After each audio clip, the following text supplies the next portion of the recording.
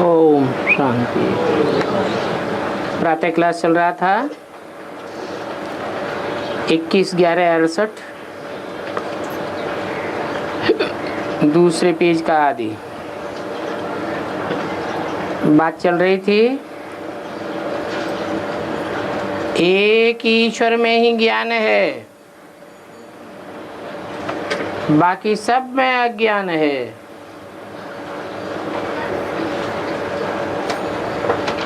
सारी दुनिया में भक्ति मार्ग है।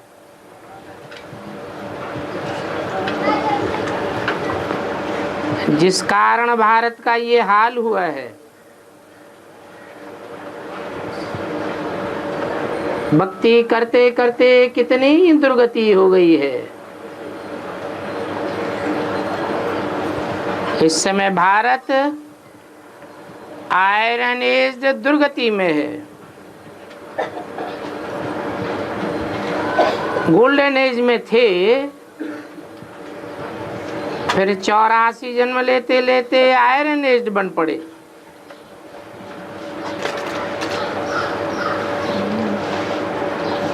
अभी तो सब आयरन एज में हैं। ज्ञान का सागर एक ही बाप है। कोई भी मनुष्य मात्र को ज्ञान का सागर नहीं कहा जाता, देवताओं को भी नहीं कहा जाता। देवताओं में ज्ञान तो होता ही नहीं है। सिर्फ तो ब्राह्मण हो, उनमें भी जो प्रजापिता ब्रह्मा के मुखवंशावली हो, उनको ये ज्ञान है।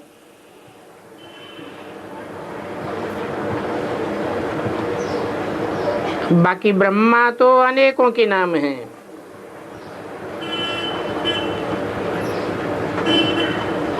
तुमको भी ज्ञान सागर बाप द्वारा अभी ज्ञान मिला है,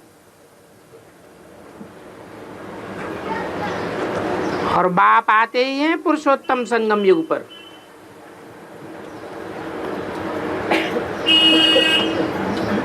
ये पुरुषोत्तम शब्द जरूर लगाना चाहिए। जहां से पुरुषों में उत्तम उत्तम आत्माएं प्रत्यक्ष होती हैं। यही कल्याणकारी संगम युग है, जबकि पतित पावन बाप आकर के पावन बनाते हैं।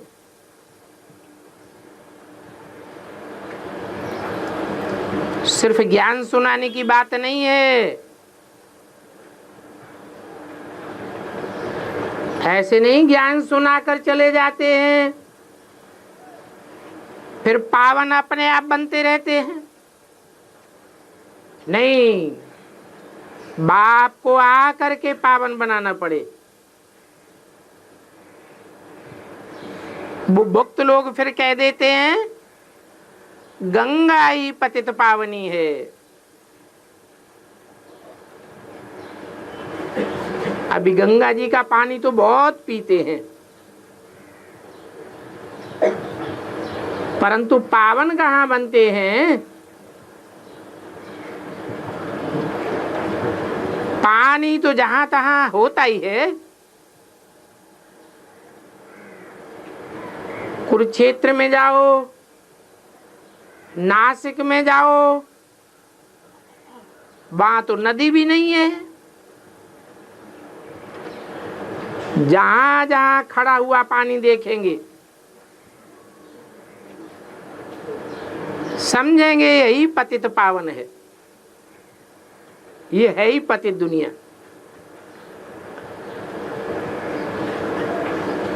गंदी मिट्टी भी उठा करके मलते हैं।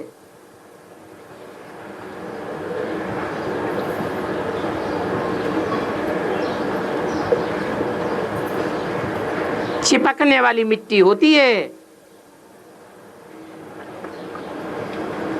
मिट्टी देह अभिमान को कहा जाता है।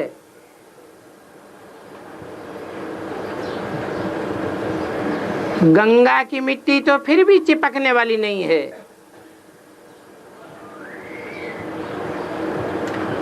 बाप कहते हैं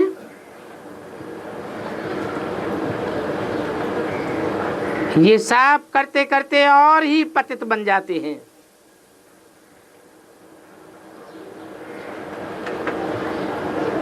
भक्ति करते करते भक्ति मार्ग में कितने व्यभिचारी बन पड़े हैं।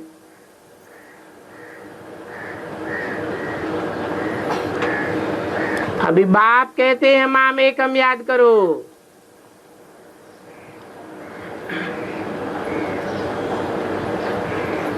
याद तो उसी की आती है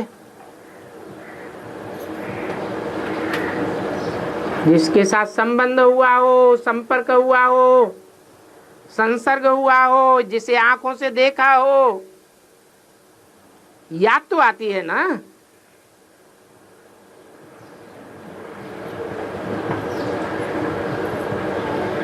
भक्ति मार्ग में तो कहां कहां माथा टेकते रहते हैं।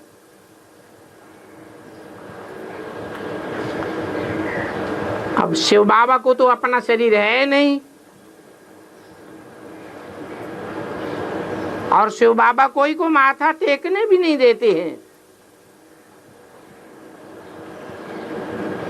ये तो नॉलेज बैठ समझाते हैं। कहते हैं अपन को आत्मा समझो, देह को भूलते जाओ।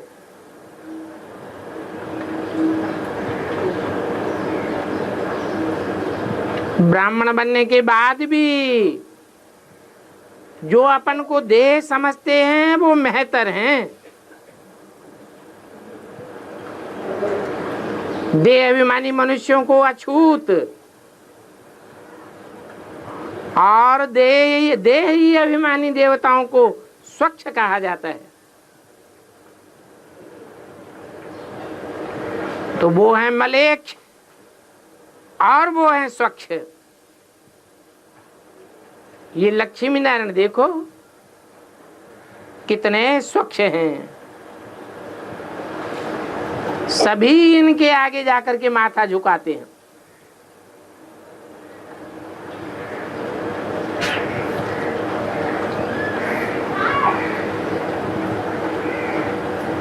राजाएं हो, महाराजाएं हो, वो भी माथा झुकाते हैं। अब देखो हैं तो लक्ष्मी नारायण भी महाराजा महारानी, परंतु उनके आगे जाकर के पतित महाराजाएं महारानी भी यहाँ माथा झुकाते हैं। तो इनको कहेंगे महाराजा श्री नारायण और महारानी श्री लक्ष्मी। उनको कहेंगे महाराजा बीकानेर। तो महाराजाएं और राजाएं भी दो होते हैं। सतयुग में महाराजा महारानी को पावन महाराजा महारानी कहा जाता है।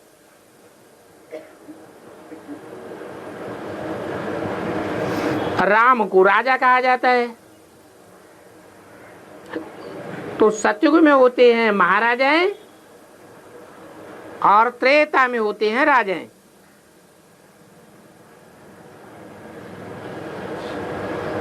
ये लक्ष्मी नारायण महाराजा महारानी दोनों पावन,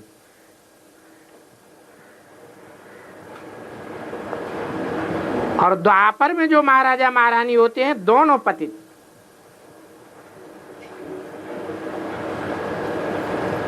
तो बाप समझाते हैं मैं तुमको राजाओं का राजा अर्थात पतित राजाओं से भी ऊंच पावन महाराजा महारानी बनाता हूं।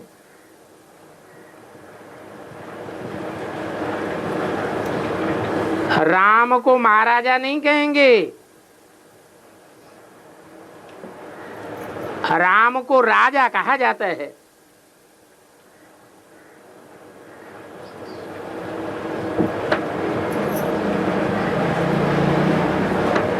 इन लक्ष्मी नारायण को राजा रानी का टाइटल नहीं देंगे, महाराजा नारायण और महारानी लक्ष्मी कहेंगे। राम राजा कहते हैं। और फिर सिंगल ताज वाले को पतित, डबल सिर ताज देवताओं को माथा टेकते हैं, क्योंकि विकार में जाने से पतित बनते हैं। इतने पतित बन जाते हैं कि सर्प सर्पिणी जैसे बन पड़ते हैं। शंकराचार्य तो कहते हैं सिर्फ हम माताएं ही नरक का द्वार हैं, और ये शिवाचार्य कहते हैं माताएं तो स्वर्ग का द्वार है। स्वर्ग का द्वार है, इसीलिए तो भक्ति मार्ग में वंदे मातरम गाया जाता है।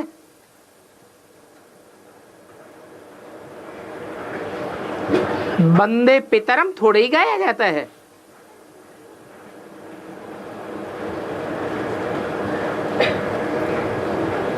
वंदे पितरम तो सिर्फ शंकर पार्वती को गाया जाता है, बाकी तो कोई को नहीं गाया जाता। लेकिन वंदे मातरम सारे भारत की माताओं को गाया हुआ है, परंतु वो तो जड़ जमीन को समझ लेते हैं। ये कोई मनुष्य है ये नहीं समझते। वेद पढ़ते हैं, शास्त्र पढ़ते हैं, गीता आदि पढ़ते हैं, परंतु ऐसे ही मेढकों मिसल ट्रा ट्रा करते रहते हैं। अर्थ तो कुछ भी नहीं निकलता, उनको ये पता भी नहीं लगता कि गीता ज्ञान दिया किसने। क्रिश्चियन लोग तो फिर भी जानते हैं कि क्राइस्ट ने ये धर्म स्थापन किया है।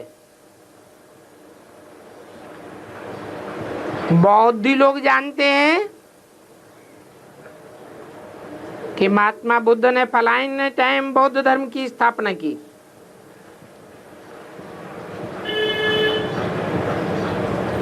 इब्राहिम कब आया ये भी उनको मालूम है। तो देखो ये विदेशी और विधर्मी भारत से फिर भी सेंसिबल है। ये भारतवासी तो बिल्कुल ही नॉनसेंस बन पड़े। उनको ये पता भी नहीं है कि हमारे धर्म का असली नाम क्या है। नकली नाम हिंदू उठाई लिया है।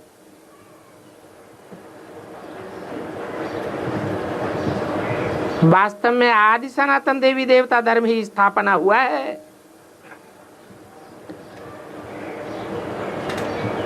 हिंदू धर्म तो कोई ने स्थापन किया ही नहीं, और आदि सनातन देवी देवता धर्म किसने स्थापन किया ये भी मनुष्यों को पता नहीं है।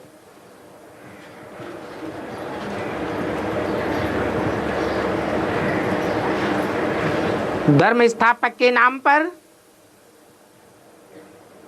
धर्म का नाम भी पड़ता है।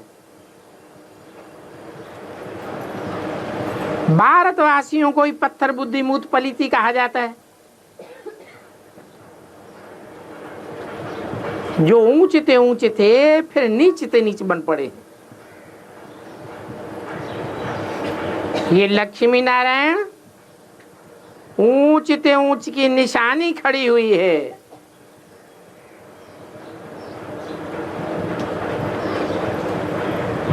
इनकी ग्लानि करते हुए कब कोई ने नहीं सुना होगा। शास्त्रों में भी इनकी कोई ग्लानि नहीं है।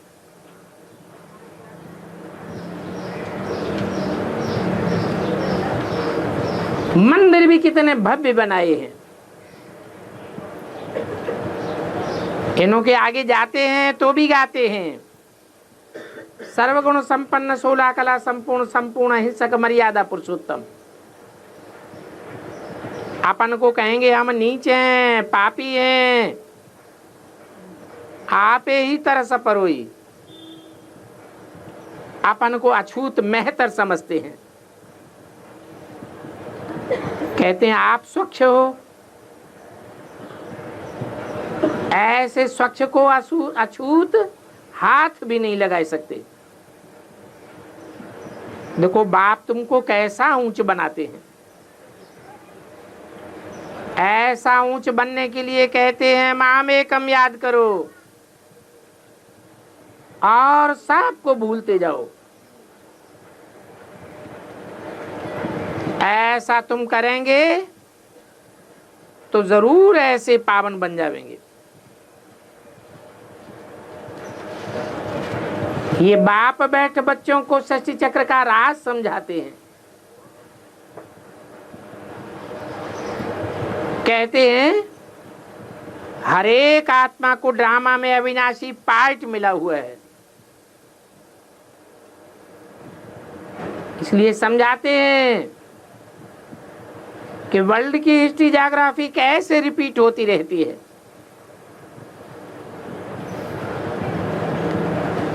सत्युग के बाद त्रेता द्वापर कलयुग कैसे आता है, फिर सत्युग में जो देवी देवताएं थे वही आवेंगे,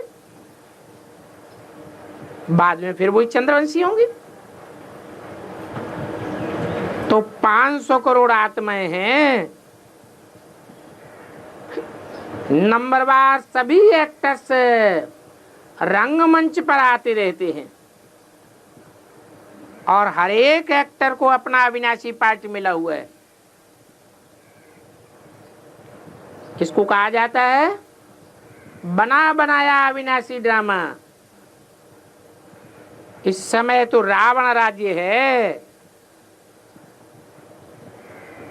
रावण संप्रदाय हैं। सतयुग में भारत दैवी संप्रदाय था। अभी आसुरी संप्रदाय बना है, क्योंकि मूत पलीती है, बिख खाते रहते हैं। तो बिख खाने वालों को कहा जाता है आसुरी संप्रदाय।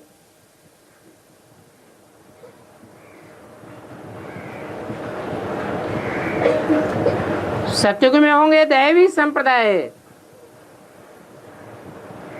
अभी तुम कौन हो? है ईश्वरीय संप्रदाय, ब्राह्मण संप्रदाय।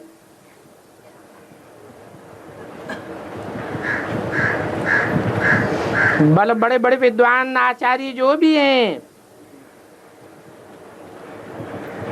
अपन को इस दुनिया में श्री श्री 108 जगत गुरु कहलाते हैं।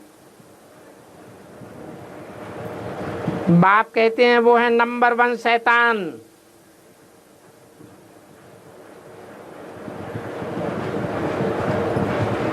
कोई सोचता भी नहीं, कोई कहता भी नहीं कि जगत तो एक है, एक जगत में जगत गुरु तो एक ही होगा ना। अनेकानेक जगत गुरु कहां से आ गए?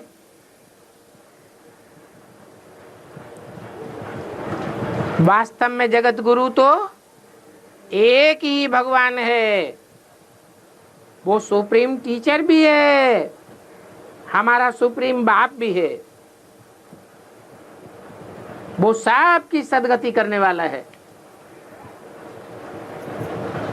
बाकी तो वो गुरु लोग बजाय सदगति करने के और ही दुनिया को डुबो कर गए हैं और अभी भी डुबोते रहते हैं। 21/11/68 की वाणी का 3रा पेज। डुबोते जाते हैं, मनुष्य मात्र को धोखा देते जाते हैं। कितना धोखा देते हैं। अभी बाप कहते हैं ऐसे गुरुओं को छोड़ो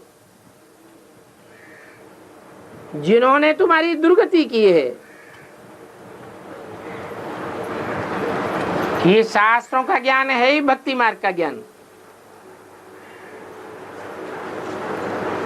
इन शास्त्र आदि को पढ़ने से मेरे को कोई भी प्राप्त नहीं होते हैं। गीता में बाप ने कहा है ये जो भी साधु संत आदि हैं मैं इन सभी का उद्धार करता हूं।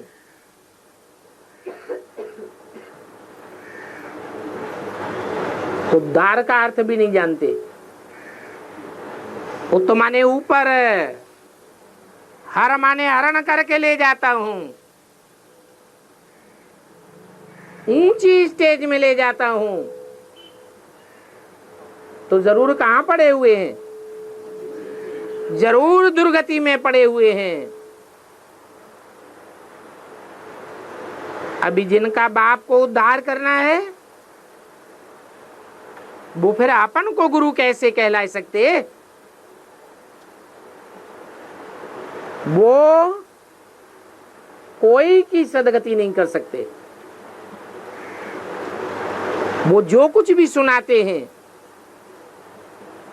सारा झूठ ही सुनाते हैं।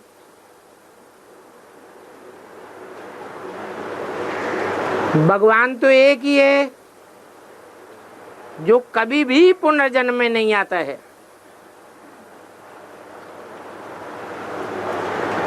वो अपन को भगवान कह देते हैं। जन्म पुनर्जन्म में आते जाते हैं। भक्ति मार्ग में कितना बरगलाया है। शिष्यों को भी सिखाई दिया है। हमारा गुरु पार निर्वाण गया। अरे बीच में कोई पार निर्वाण जा कैसे सकते? जन्म मरण के चक्र में आने वाले तो सब भूल जाते हैं। पूर्व जन्म का कुछ भी याद नहीं रहता है। वो तो एक ही भगवान है जो पुनर्जन्म में नहीं आता है। और वो एक ही बेहद का बाप है जिसके तुम बच्चे हो। सर्वव्यापी कहने से तो जानवर हुड हो जाता है।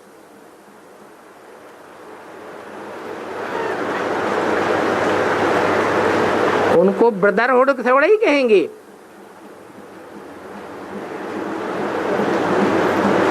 इसको अज्ञान कहा जाता है। इस सर्वव्यापी के अज्ञान के कारण भारत की कितनी दुर्गति हो गई।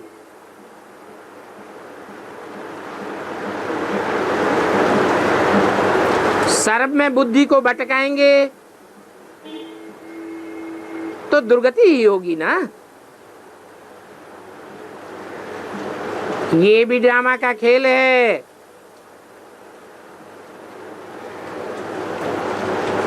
क्योंकि तुम जानते हो सभी तो स्वर्ग में नहीं आते हैं। आधा कल्प देवी देवताओं का राज्य है, फिर आधा कल्प है वैश्यवंशी शूद्रवंशियों का राज्य।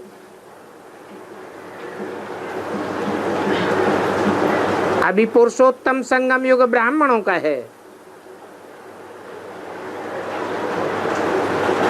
और बाप ब्राह्मणों को ही पढ़ाते हैं।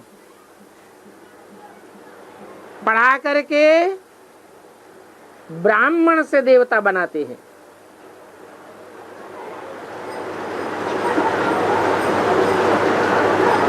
तो शूद्रों को ब्राह्मण कौन बनाता है? ब्रह्मा द्वारा शूद्रों को ब्राह्मण बनाया जाता है।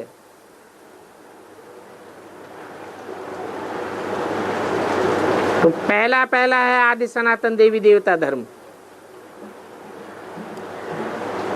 जो अभी तक चला चला आ रहा है, परंतु विकारी होने के कारण अपन को कोई भी देवी देवता नहीं कह सकते। अपन को हिंदू कहलाते हैं तो पतित। देवताएं पावन होते हैं, तो देखो हिंदू में और देवताओं में कितना फर्क हो जाता है। अभी यहाँ तुम आए हो बेहद के बाप से बेहद का वर्षा लेने के लिए। वो बाप भी है, टीचर भी है, गुरु भी है। सारी दुनिया में कोई भी मनुष्य मात्र अपन को ऐसे नहीं कह सकता कि मैं तुम्हारा बाप भी हूँ, टीचर भी हूँ और सदगुरु भी हूँ। ये वेद का ज्ञान बाप ही आकर के सुनाते। कोई ज्ञान का सागर है, ज्ञान भी सुनाते हैं, फिर साथ में भी ले जाते हैं।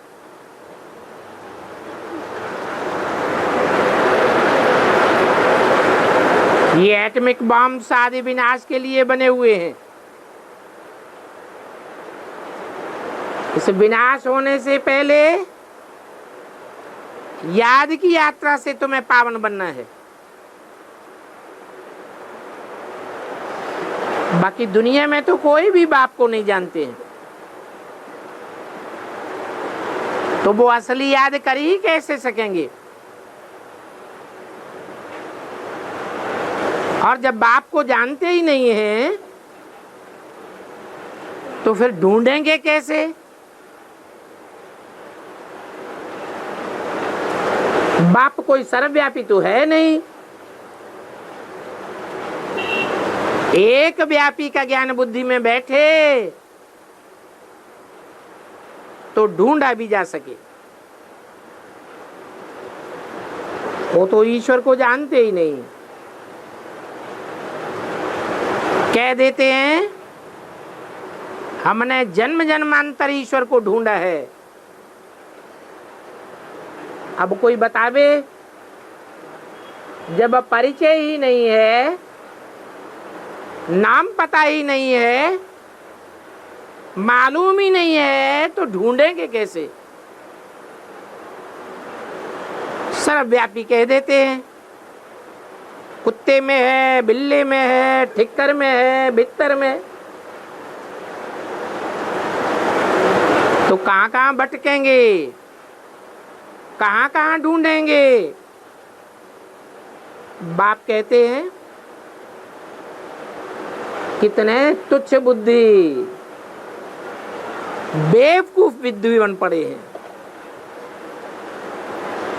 मालूम ही नहीं पड़ता ईश्वर कौन है। नहीं मालूम पड़ता है तो मूर्ख बुद्धि कहेंगे ना। सर्वव्यापी है तो फिर मिलेगा कहाँ। बाप कहते हैं तुम कहाँ ढूंढेंगे। वो फिर कह देते हैं शास्त्रों को पढ़ने से भगवान मिलता है। शास्त्रों में भगवान का परिचय दिया हुआ है। बाप कहते हैं इन्हें शास्त्र आदि पढ़ने से मैं मिलता ही नहीं हूं। ऐसे तो उन्होंने शास्त्रों में भी लिख दिया है, जय जानो ते देव जनाई। भगवान स्वयं आकर के अपना परिचय देते हैं। वो समझते हैं शास्त्रों से परिचय मिलता है। तो बाप कहते हैं ये भक्ति अनेकों से आती है, ज्ञान एक से आता है। इसलिए रावण को अनेक सिर दे दिए हैं। ये भक्ति अज्ञान मार्ग है। गैन भी है विनाश काले। विपरीत बुद्धि विनश्यते। किससे विपरीत बुद्धि? एक बाप से विपरीत बुद्धि। तुम कहेंगे शिव बाबा से विपरीत बुद्धि। जो कह देते हैं कुत्ते बिल्ले ठिक्कर भित्तर सब में है। अभी तुम बच्चों की है विनाशकाली प्रीति बुद्धि। तुम्हारी एक के साथ प्रीति बुद्धि है, क्योंकि तुम एक बाप को अच्छी तरह जान गए हो। तुम सृष्टि के आदि मध्यंत को भी जानते हो। बाप खुद आकर के अपने साथ तुम्हारी प्रीति जोड़ते हैं। शिव बाबा इस रथ में आकर कहते हैं मुझे याद करो तो तुम पावन बन जाएंगे। जितना प्रीति बुद्धि बनेंगे उतना ही याद करेंगे। और प्रीति भी अब विचारी होनी चाहिए। ये ज्ञान एक ही बाप दे सकते हैं। वो भक्ति रूपी अज्ञान तो अनेकों ने सुनाया है, अनेकों ने बैठ करके शास्त्र लिखे हैं।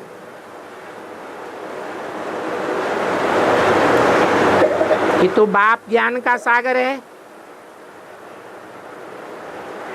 जो तुमको ज्ञान देते हैं। ऐसे तो नहीं है कि गंगा स्नान करने से कोई पावन बन जाएंगे। एक तरफ भगवान को बुलाते हैं कि हे पतित पावन आओ, और दूसरी तरफ गंगा को पतित पावनी कह देते। अब बताओ वास्तव में पतित पावन कौन है? अभी तुम बच्चे तो समझदार बने हो, तो समझते हो कि पानी कैसे पतितों को पावन बनावेगा। ये तो महान मूर्खता की बात हो गई। पानी का मंथन कैसे करेंगे? शास्त्रों में भी सागर का मंथन दिखाया है, परंतु वो सागर को भी पानी का सागर समझ लेते हैं।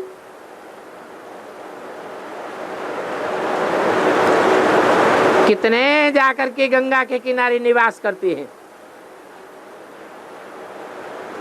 समझते हैं वहां निवास करने से हम पावन बन जाएंगे।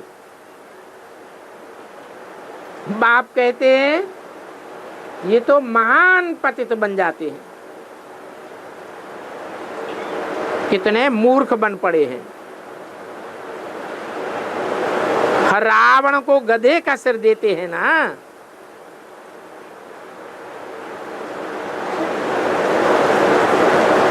कहते हैं ना तुम तो गधा हो, अर्थात मूर्ख हो।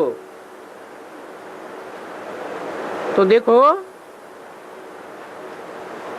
मनुष्य देवता से बदलकर टट्टू गधे मिसल बन जाते हैं। गधे कितने बेवकूफ होते हैं। घड़ी घड़ी मिट्टी में लोट करके मैले बन पड़ते हैं।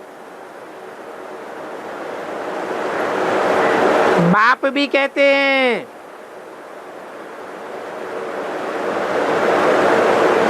तुम खबरदार रहना, इन टट्टुओं में सल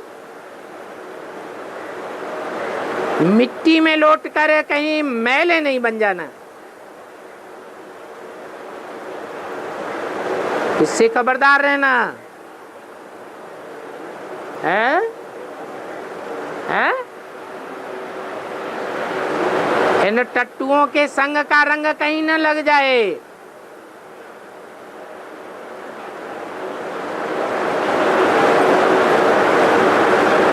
पहले पहले किसको लगता है ये संग?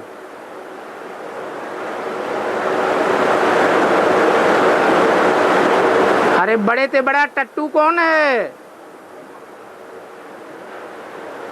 गधे के ऊपर जो टट्टू दिखाते हैं वो देह अभिमानी टट्टू किसकी यादगार है? है? जिसकी यादगार है उसके प्रभाव में तो नहीं आ जाते। अगर प्रभाव में आ जाएंगे तो कहेंगे टट्टू ने तुम्हारे ऊपर सवारी कर ली। अब टट्टू कहो बैल कहो बात तो एक ही।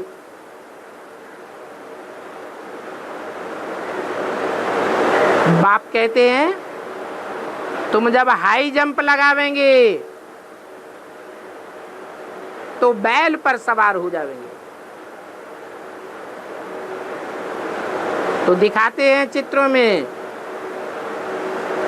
कि शिव ने शंकर में प्रवेश किया और शंकर ने बैल पर सवारी की। बाप तो अभी भी रास्ता बताते हैं। तुम कहीं गधे मिसल नहीं बन पड़ना, नहीं तो गधा गड़ी गड़ी मिट्टी में लेट करके मैला बन जाता है। जब मैला बनता है तो निशानी क्या देखने में आती है?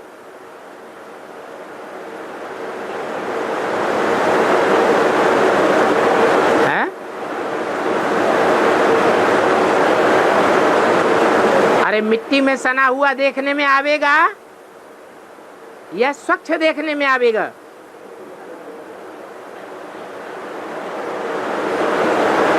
यहाँ भी ब्राह्मणों को अनुभव में आता है। जब मिट्टी में लौट जाते हैं अर्थात देह अभिमानी बन जाते हैं तो बुद्धि से सारा ज्ञान उड़ जाता है। तो बाप कहते हैं खबरदार रहना। फिर मनन चिंतन मंथन बंद हो जाएगा। अभी मैं तुम्हारी आत्मा को पावन बनाने आया हुआ हूं। आत्मा पावन बनेगी तो मनन चिंतन मंथन बढ़ेगा या घटेगा? बढ़ेगा। जितना जितना तुम्हारी आत्मा सूक्ष्म बनती जाएगी, पवित्र बनती जाएगी, उतना उतना तुम्हारा मंथन बढ़ता जाएगा। क्योंकि मैं आता हूं तुम्हारी आत्मा को पावन बनाने। ऐसा न हो भिखारी बन करके सारा श्रृंगार गवा दो, फिर दिव्य गुणों का श्रृंगार ही उड़ जाता है। तो समझना चाहिए हम ऐसे देवता नहीं बन सकेंगे और फिर बहुत सजाएं भी खावेंगे। अभी कयामत का समय है ना, किसके ऊपर कयामत बर्पा होगी? है जो पवित्र नहीं बनेंगे उनके ऊपर विनाश बर्पा होगा। जो पवित्र बनेंगे उनके लिए विनाश बर्पा होगा। तो पवित्र आत्माओं की सुरक्षा होगी। अपवित्र आत्माएं धर्मराज से डंडे खावेंगी। इस दुनिया को कांटों का जंगल कहा जाता है। सबसे बड़े से बड़ा कांटा ये है क्या है? काम विकार का कांटा। जो देह अभिमान के प्रभाव में आ जाता है,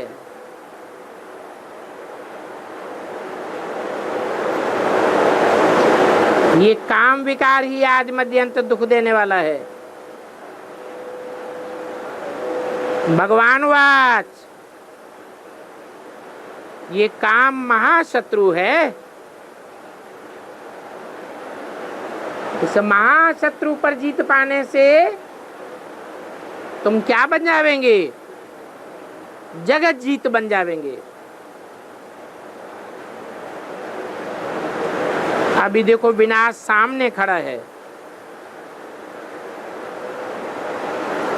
विनाश होने से पहले तुमको पवित्र बनना है और प्रतिज्ञा करनी है, पक्की प्रतिज्ञा करनी है कि अब हम कभी विकार में नहीं जावेंगे।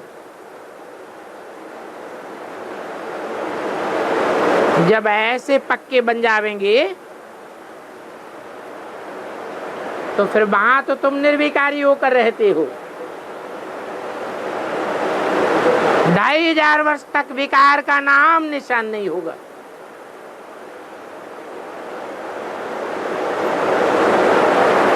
वहां 2500 वर्ष तक विकार नहीं होगा।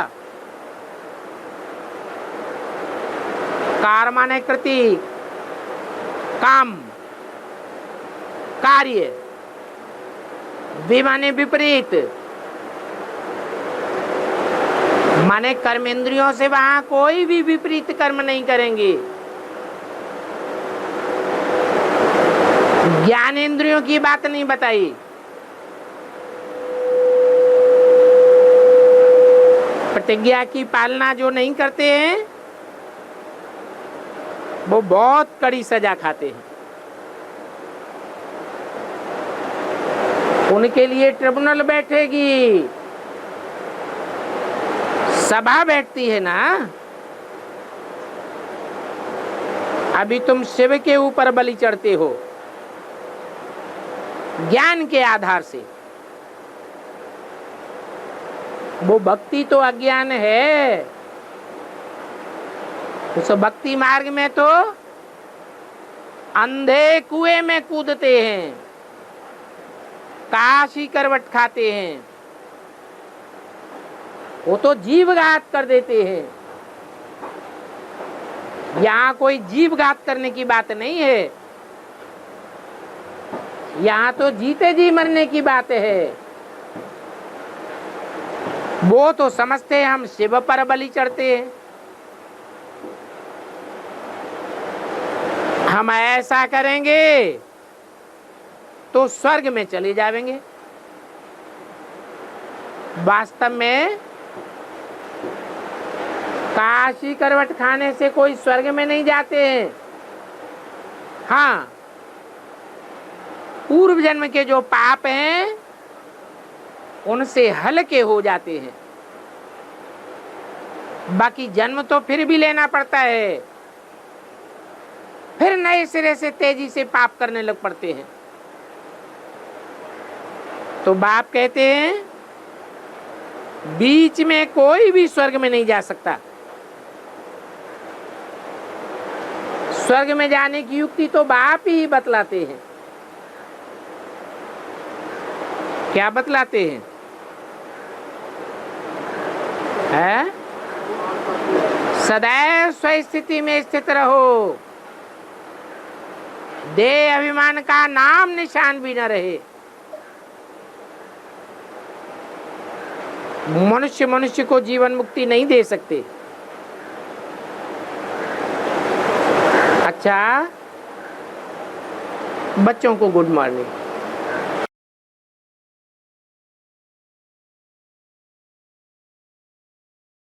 लक्ष्मी नारायण के चित्र के नीचे जो बताया वो चांद है कि सूर्य है?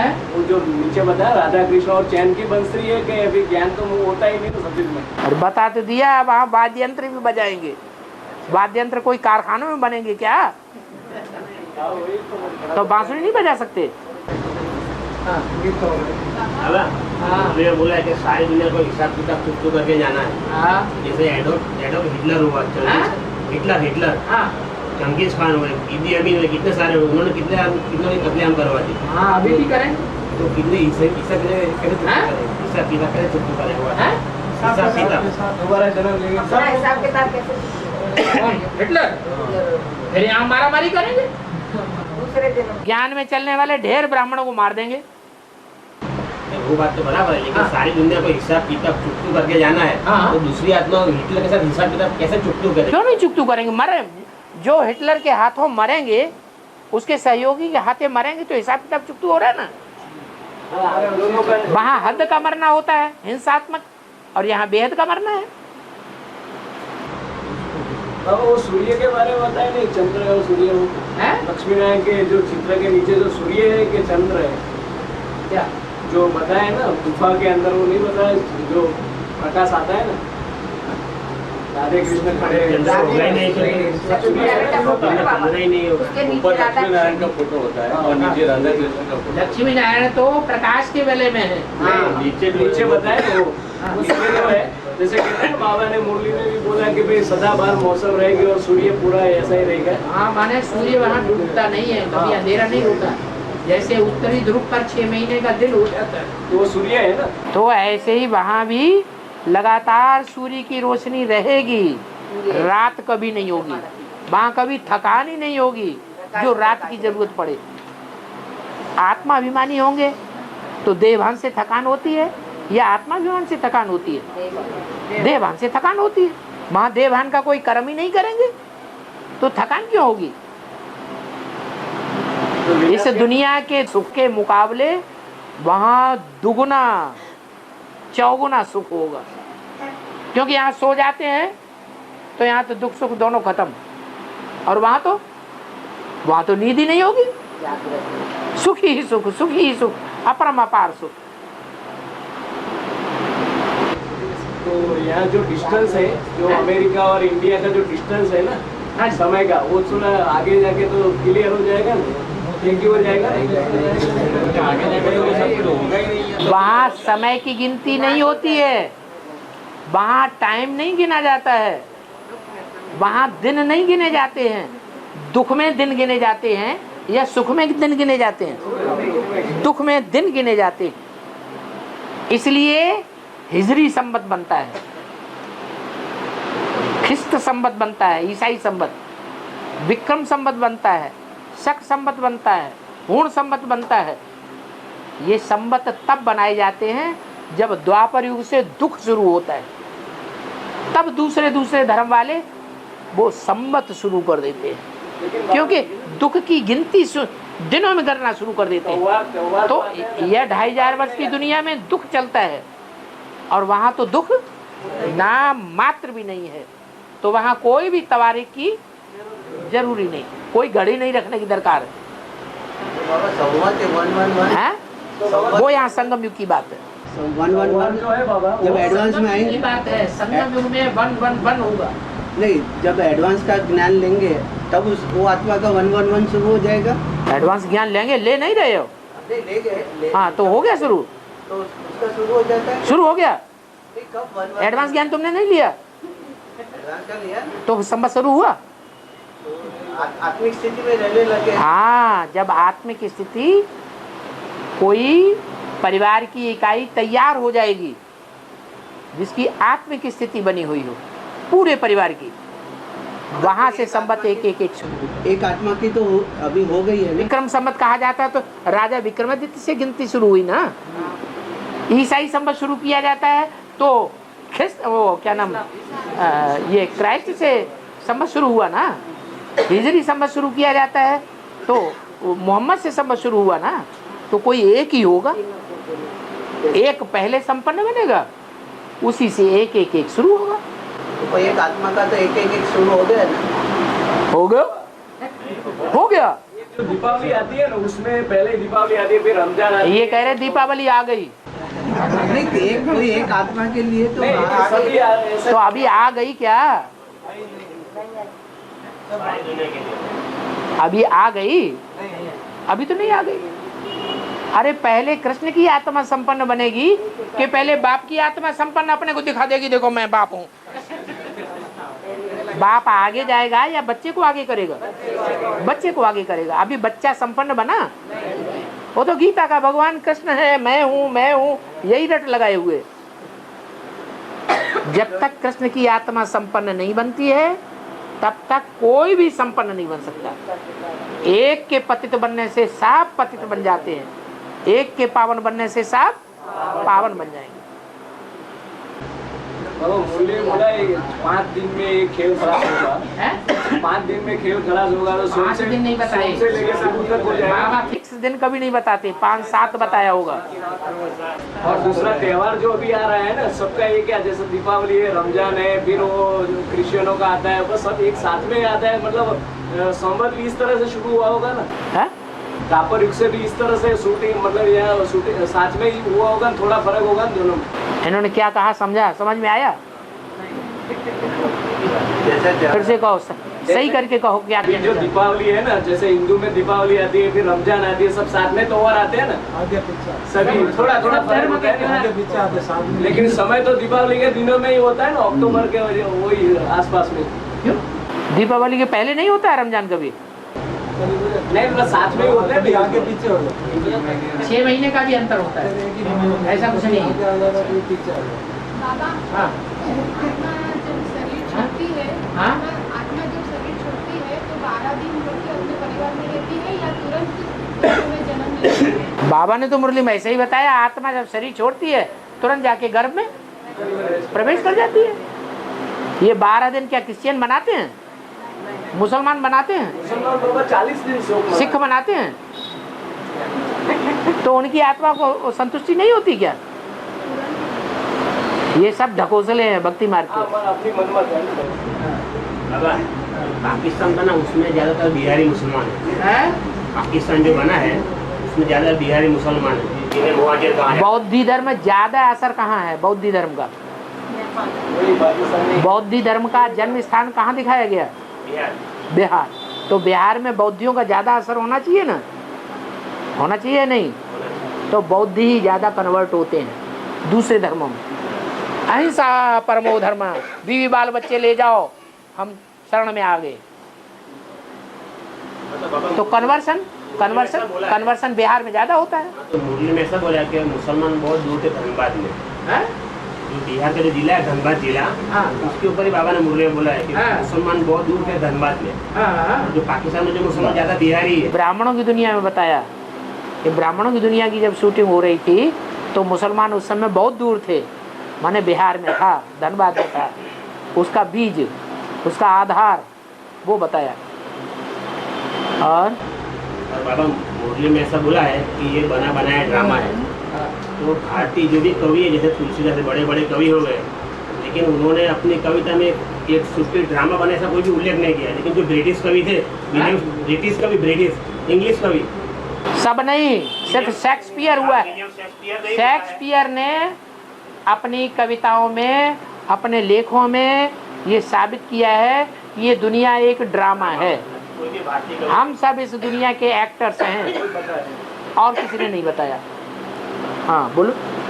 तो कोई भी भारतीय भारत भगवान जब भारत में आते हैं तो कोई भी भारतीय कवि ये बात पकड़ नहीं पाए, लेकिन ब्रिटिश कवि ये बात पकड़ लिया है। भगवान आता है तो भगवान को पहचानता कौन है? विदेशी पहले विदेशी पहले पहचानते हैं, वही ज्ञान को पकड़ते हैं, वही आवाज निकालते हैं। विदेशी से, विदेशों से आवाज निकलेगा या भारत से आवाज निकलेगा?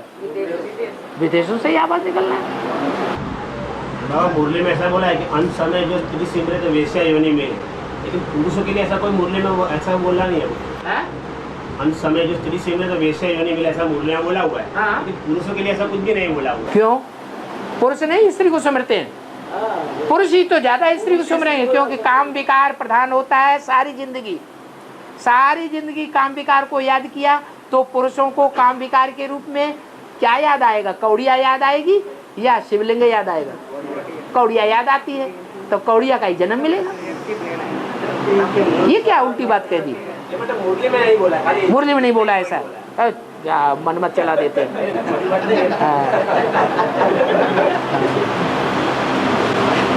ऐसे बहुत कहते हैं, उनसे कोई बात कहो कि ऐसा नहीं करना चाहिए, ऐसा बाबा ने नहीं बोला।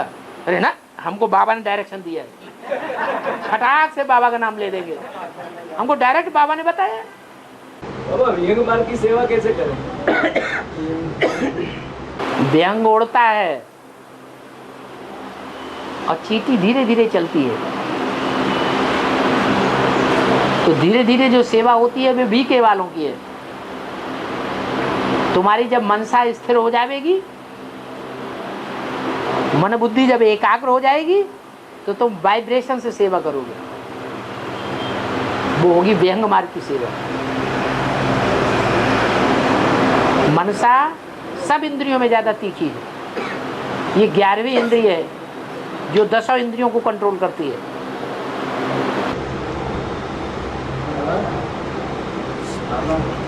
काशी और मध्य काशी अलग अलग है।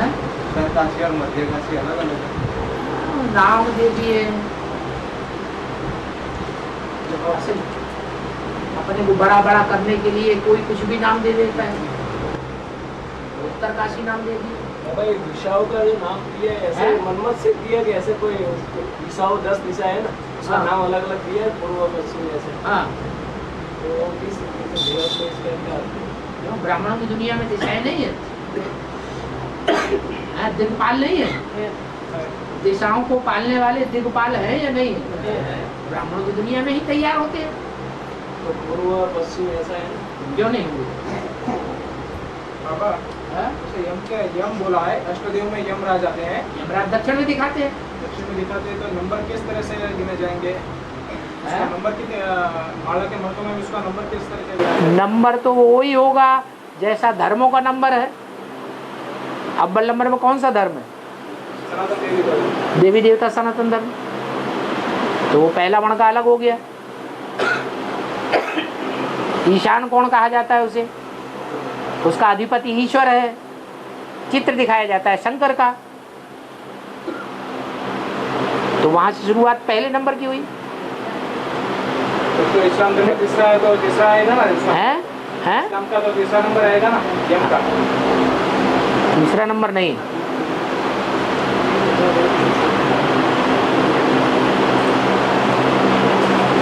जो दूसरा नंबर है वो है काशी का। हाँ, काशी नगरी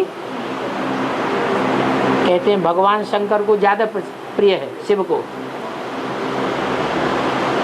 दिल्ली नगरी उतनी प्रिय नहीं है, सब धर्म वालों को दिल्ली नगरी प्रिय है, और भगवान को काशी नगरी प्रिय है। तो भगवान के बाद फिर किसका नंबर आएगा? काशी का। काशी नगरी का आएगा, वो पवित्र है। नदी नर्मदा का कंकड़ है ना, नदी नर्मदा का, नदी नर्मदा है ना, जो पूर्व से पश्चिम में डूबती है, तो इसका जो कंकड़ होता है ना, इसको शंकर समान क्यों माना जाता है? सूरज पूर्व से निकलता है। नदी नर्मदा की पूर्व से निकलती है। हाँ हाँ, तो जो कंकड़ है नर्मदा से निकला हुआ, जगदम्बा कहाँ से निकलती है?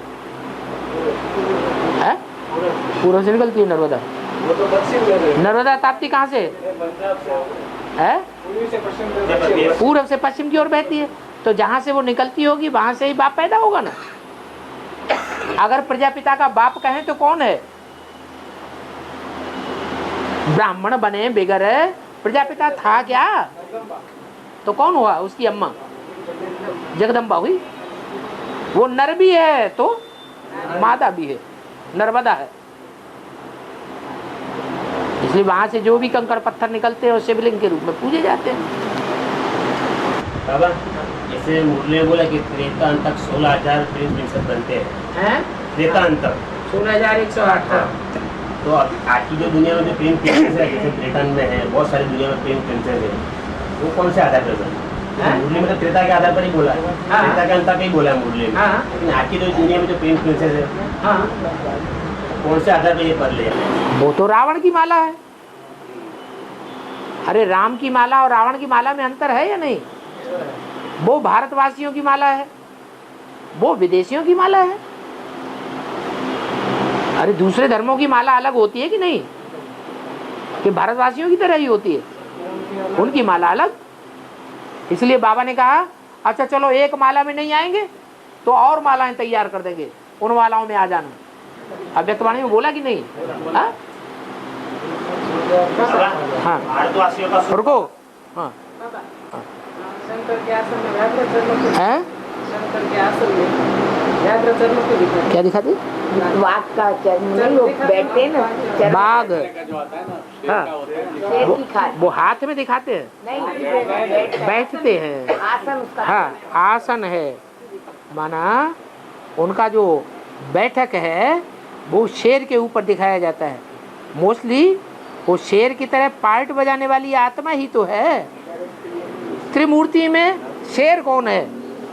एक ही तो शेर है, बाकी तो एक बकरी है, एक घोड़ा है। हाँ और के मंदिर में पत्थर की जो लिंग की पूजा होती है, वहाँ धातु की मूर्ति की पूजा क्यों नहीं होती है? शिव के मंदिर में पत्थर की मूर्ति की पूजा होती है, तो धातु की क्यों नहीं? धातु की हाँ होती है। पहले स्वर्णलिंग पूजा जाता था, फिर वो रजत लिंग हुआ चांदी का, फिर ताम्रलिंग हुआ, फिर लौह लिंग, और फिर पत्थर लिंग पूजा जाने लगा। पत्थर तो अभी बना है ना। प्रजापिता वाली आत्मा चारों अवस्थाओं से पसार होती है। सतयुग में सोने समान, त्रेता में चांदी समान, द्वापर में तांबा समान, और कलयुग में लोहे समान हो जाती है। तो लिंग भी 4 रूपों में पूजा जाता है। बाबा जो मुरली में बताया कि भारतवासी 75% सुख भोगते हैं और दूसरे धर्मों के लिए आधा आधा बोला। 5% क्या भोगते हैं? सुख भोगते हैं। हाँ आधा 50%। आधा दुख आधा सुख।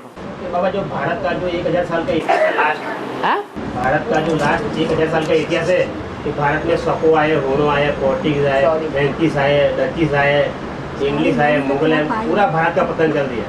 तो भारत का तो कितना जबरदस्त पतन हुआ। हाँ उनके दूसरे मुगल तो भारत का तो ज्यादा ही है। कहाँ ज्यादा है? इतना भारी पतन हुआ। द्वापर युग में दूसरे देशों में ज्यादा सुख था या भारत में ज्यादा सुख था? भारत में ज्यादा सुख था, दूसरे देशों में तो पत्ते पहनते थे तब। अफगानिस्तान में पत्ते खाते थे। हाँ भारत का 3 हिस्सा सुख, सतयुग भी सुख, त्रेता भी सुख, और द्वापर भी सुख। कलयुग में आकर के दूसरे धर्मों ने आक्रमण किया और हम उनके प्रभाव में आ गए। चौथा ही हिस्सा दुख है, आधीनता है। आधीनता में ही सुख है। कविता भी बना दी है कवियों ने, पराधीन सपने सुख नाई। जो आधीनता है वो ही सबसे बड़ा दुख है। इसलिए राणा प्रताप ने आधीनता स्वीकार नहीं की, मरते मरते मर गए, लेकिन आधीनता स्वीकार नहीं की। ये बौद्धि हैं। ज्ञान बड़ा श्रेष्ठ है। आत्मा का भी जिक्र नहीं, परमात्मा का भी जिक्र नहीं, स्वर्ग का भी जिक्र नहीं, फिर भी सिद्धांत बड़े अच्छे हैं। कमी क्या है?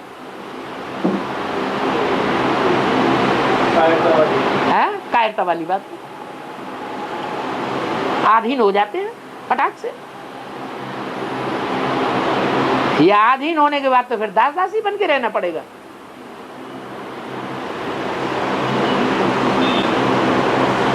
हाँ भक्ति मार्ग में जो देवी देवताओं के चित्र दिखाते हैं, उनके बाल लंबे और सुलझे हुए दिखाते हैं, और सन्यासियों के बाल लपटे हुए और उलझे हुए और जटाओं जैसे दिखाई जाते हैं। माना सन्यासियों ने फॉलो किया है शंकर को। किसको फॉलो किया? शंकर को। तो उनके बाल उलझे हुए थे पहले, बाद में जब गंगा आई तो गंगा के जल से बाल सुलझ गए। तो ये और देवताओं के जो बाल सुलझे हुए हैं वो पक्के पक्के देवताएं हैं। माना उनका ज्ञान जब सुलझ जाता है तब देवता बनते हैं। बाल जब तक उलझे हुए हैं, ये प्रश्न हो रहे हैं ढेर सारे तो ज्ञान के बाल, ज्ञान की जटाएं उलझी हुई हैं या सुलझी हुई हैं? उलझी हुई है, सुलझ जाएंगी, कोई प्रश्न नहीं रहेगा। पाना था सो पा लिया, अब कुछ पाना ना है तो देवता बन जाएंगे। इच्छा मात्रम अविद्या हो जाएगी। तेरे की किसी ने लिखा है, बाबा ने बोला है लक्ष्मी नारायण का जन्म कब हुआ? दशरथ पटेल की कोई औलाद निकल पड़ी। दशरथ पटेल ने ये दिखाया है कि लक्ष्मी नारायण का जन्म है सन 56 में हुआ। क्या उन्होंने बताया? बाबा की वाणी का अर्थ किया 56। किस वाणी का? लक्ष्मी नारायण का जन्म कब हुआ? आज से 10 वर्ष कम 5000 वर्ष हुआ। 66 की वाणी है। 66 में चक्र को उल्टा घुमाओ और पूरा होने से 10 वर्ष पहले रोक दो तो 76 आएगा ना। अच्छा 10 वर्ष पूरा कर दो तो वही दिन आ जाएगा 66। फिर 10 वर्ष और आगे बढ़ जाओ 56 तक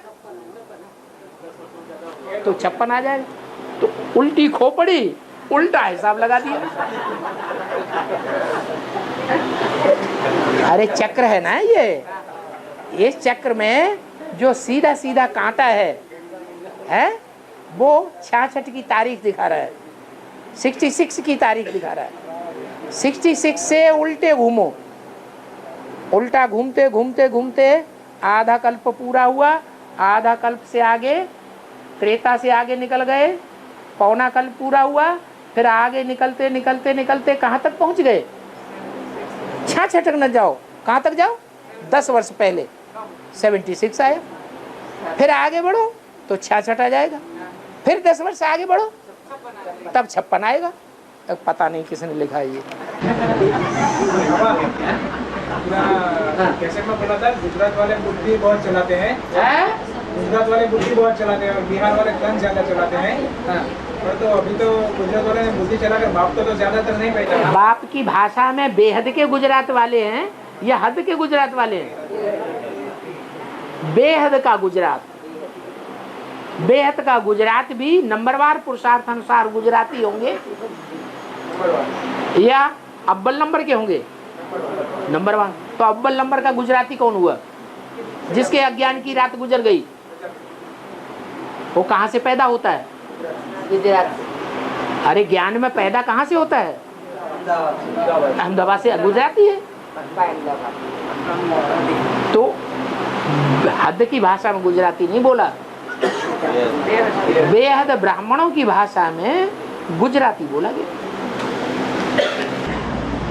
आदि सोन पे बाबा जो आदि में ब्रह्मा के तन से जो सेंटर खोला है, अंत में भी खुलेगा ना? अहमदाबाद में। हाँ, आदि में हुआ सो अंत में होगा। क्यों होगा ना? विजय माला का आह्वान नहीं कर रहे हो? कर रहे हो। हाँ तो फिर आदि में होगा तो अंत में भी होगा। कब होगा? जब तुम करोगे तभी होगा। तुमको तो बाबा ने डायरेक्शन दे दिया, विजय माला का आह्वान करो। तुम तो अभी भी कह रहे बाबा आओ, बाबा आओ। क्यों सही बोले? एक बार तो आओ ना। फिर वही बात, उल्टी चाल है। बाबा अगर ने बोला कि आज जीरो बाप अपने हीरो बच्चों से मिलने के लिए आए हुए हैं, तो जो विदेशी लोग भी बोलते हैं कि शून्य की शोध भारत में ही हुई है। शून्य की शोध, जीरो की शोध भारत में ही हुई है। जीरो अगर ने बोला कि आज जीरो बाप अपने हीरो बच्चों से मिलन मनाने के लिए आए हुए हैं, तो विदेशी लोग भी बोलते हैं कि शून्य की शोध भारत में ही हुई है। यानी इसे सिद्ध हो जाता है कि बाप भारत में ही आते हैं। शून्य कहाँ आएगा? जीरो से फिर एक बनाया विदेश वालों ने। शून्य का कहाँ आएगा? शून्य से निराकार हुआ। और निराकारी स्टेज वाला साकार में चाहिए या जो आंखों से देखने में ना आए वो चाहिए? तो कहाँ आता है? भारत में ही तो ऐसा तैयार होता है जो सदैव निराकारी स्टेज में टिक जाए जब तक संगम युग रहे। तो तो शून्य यहाँ से ही शुरू होता है। दुनिया देखती है कि हाँ यहाँ से शून्य शुरू हुआ। बाद में दूसरे धर्म के लोग निराकारी बनते हैं। इब्राहिम देखने में आता है, वो भी निराकारी। महात्मा बुद्ध उतरते हैं, वो भी निराकारी। क्राइस्ट उतरते हैं, वो भी। तो वो सब यहाँ निराकारी देखने में आएंगे कि नहीं? पहले नंबर में देखने में आवेंगे या लास्ट में देखने में आवेंगे? उनका नंबर है, अपना अपना नंबर है। वो धर्म पिताएं भी निकलेंगे, वो भी निराकार को याद करते करते निराकारी बनेंगे। उनका भी नंबर होगा। जब कोई नंबर नहीं होता है तब असलियत में वो जीरो आता है, हीरो बनाने के लिए। और मुरली में ऐसा बोला है कि आदम ब्रह्मा और ईव सरस्वती वास्तव में है कहना रॉन्ग है। पुराने मुरली आदम ब्रह्मा ईव सरस्वती वास्तव में ये कहना रॉन्ग है। तुम्हारी समझ में नहीं आया? हाँ, बात पूरी अधूरी बात है। जो नई मुरलियों में आता है कि आदम ब्रह्मा और ईव सरस्वती है। तो आजकल की दुनिया में जो देखा जा रहा है कि सब जैसे डुप्लीकेशन हो गया, असल चीज को नकल बना दिया ना माउंट आबू से।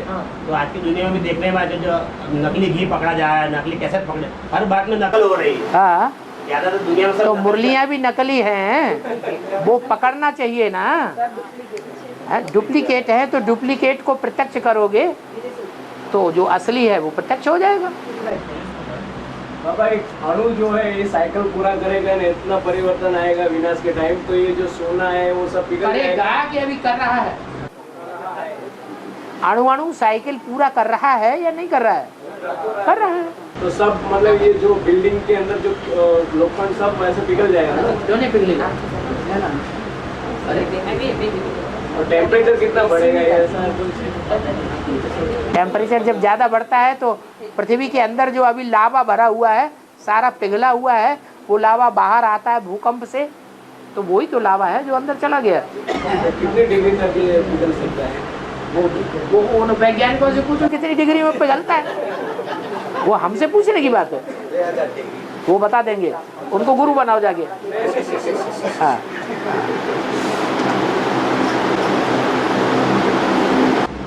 विश्वकर्मा का पाठ किसका कहेंगे?